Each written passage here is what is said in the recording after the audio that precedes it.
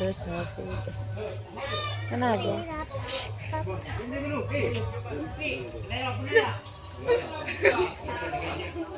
Gotong royong.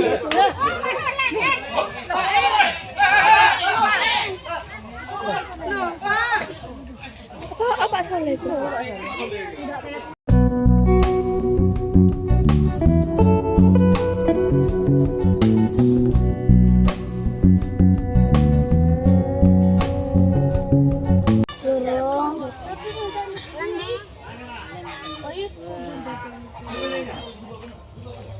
Terus HP udah. Kenapa?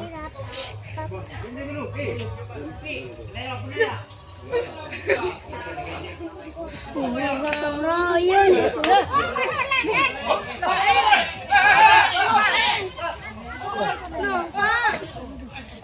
Apa salah itu?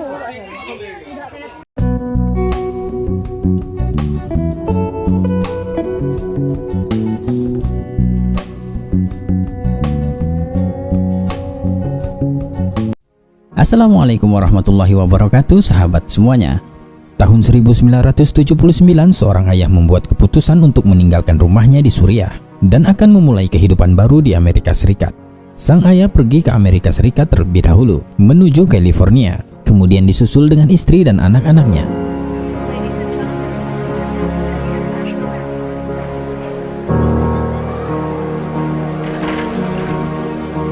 Jadi mereka semua berangkat dari Suriah menuju California untuk menyusul ayahnya. Mereka semua pergi dengan pesawat menuju Amerika. Pertama mereka harus mendarat di New York untuk melakukan penerbangan berikutnya ke Chicago, hingga akhirnya ke Los Angeles. Penerbangan mereka American Airlines 191 transit di New York. Semua imigran pertama-tama harus mengajukan kartu hijau sebelum tujuan berikutnya. Dan ketika mereka tiba di bandara New York, mereka diminta untuk membuat kartu hijau di sana sebelum mereka terbang menuju kota lainnya di Amerika. Karena itu mereka semua harus difoto.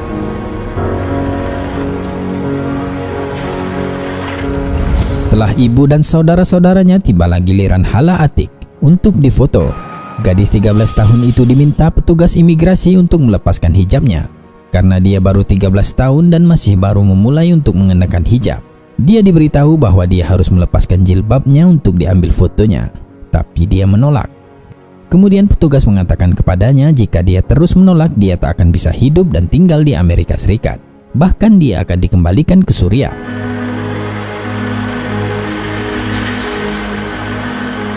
Ibu Hala Atiq memohon dan menyuruh Hala untuk melakukan apa yang disuruh petugas imigrasi itu, tapi Hala terus menolak. Tidak peduli berapa banyak orang yang Anda panggil, saya tidak akan melepaskan jilbab saya untuk foto ini, ujar Hala. Sekarang pikirkan tentang keluarga ini yang telah melakukan perjalanan ke setengah dunia dan telah menghabiskan hampir seluruh tabungan hidup mereka untuk melakukan perjalanan ini. Dia hanya perlu melepas jilbabnya hanya untuk satu foto kecil ini saja, namun Hala tetap menolaknya. Berulang kali dan terus-menerus, petugas memaksa Hala untuk melepaskan hijabnya karena aturan di sana. Tapi Hala terus menolak. Kemudian petugas memanggil supervisor dan membawanya ke ruang belakang dan menginterogasinya selama 3 jam. 3 jam yang menyakitkan untuk membuatnya menyerah dengan tekanan yang sangat tinggi. Hala Atiq terus ditekan untuk melepaskan jilbabnya dan diancam akan dipulangkan ke Suriah, tetapi dia tetap menolak hingga saat terakhir. Akhirnya petugas menyerah dan mengizinkannya untuk difoto dengan menggunakan jilbab. Dan inilah foto paspor Hala Atiq saat mengajukan kartu hijau, masih mengenakan jilbabnya.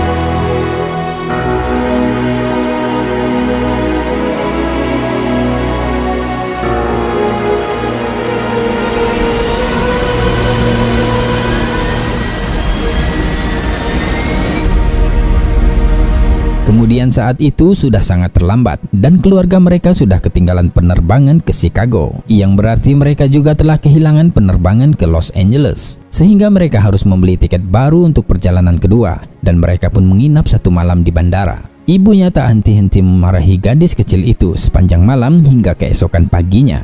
Sampai saat mereka terbang ke Amerika, mereka akhirnya tiba di bandara California.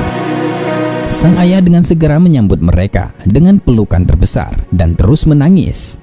"Alhamdulillah kamu hidup, alhamdulillah kamu hidup," ujar sang ayah berulang-ulang kali. "Terima kasih ya Allah, kamu masih hidup." Istrinya menatap suaminya lalu berkata, "Tentu saja kami masih hidup," dengan ekspresi kebingungan. Ya, salah satu tragedi terbesar dalam sejarah penerbangan di Amerika, bahwa dalam penerbangan itu yang seharusnya mereka terbang dari Chicago ke Los Angeles dengan maskapai 191 American Airlines, pesawat itu benar-benar jatuh dan meledak, dan 271 orang penumpang meninggal, tak ada yang selamat. Mereka semua terkejut dan terguncang mendengar penuturan sang ayah, semuanya menangis. "Itu adalah anugerah dari Allah. Allah menyelamatkan keluargaku karena aku menolak melepaskan hijab," ujar Hala Atiq. Sungguh menakjubkan berpikir bahwa semua keluarga ini berhasil lolos dari kematian. Dan itu semua berkat gadis kecil ini yang menolak untuk melepas jilbabnya. Subhanallah. Wallahu a'lam bishawab.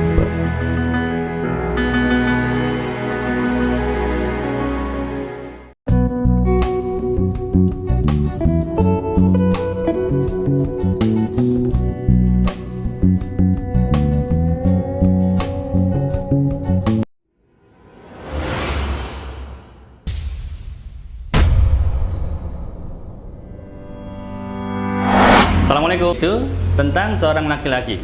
Dulunya dia rajin hadir ke pengajian, datang ke tempat-tempat yang penuh dengan kebaikan.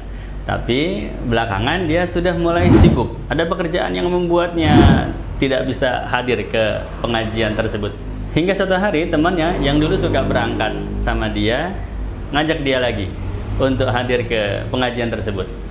Si laki-laki ini alasannya dia masih sibuk, urusannya belum selesai, ya. Jadi dia menolak ajakan itu. Minggu depannya si teman masih mengajak laki-laki itu, "Ayo datang ke pengajian, kan dulu kita sama-sama hadir ngaji." Laki-laki itu jawab, "Sama juga, urusannya belum selesai, masih ada sedikit kesibukan. Sebentar lagi, kalau sudah selesai dia akan hadir." Begitu terus. Minggu ketiga diajak lagi, masih sama juga, urusannya belum selesai. Minggu keempat temannya ini datang, tapi bukan untuk mengajak ke pengajian. Si teman bilang, "Sekarang kamu ikut saya. Ada satu tempat yang ingin saya perlihatkan, bukan pengajian, tempat khusus." Nah, mereka berdua datang, ternyata datang kemana? Datang ke sebuah pemakaman. Apa maksudnya? Si teman berkata, "Coba kamu lihat ini.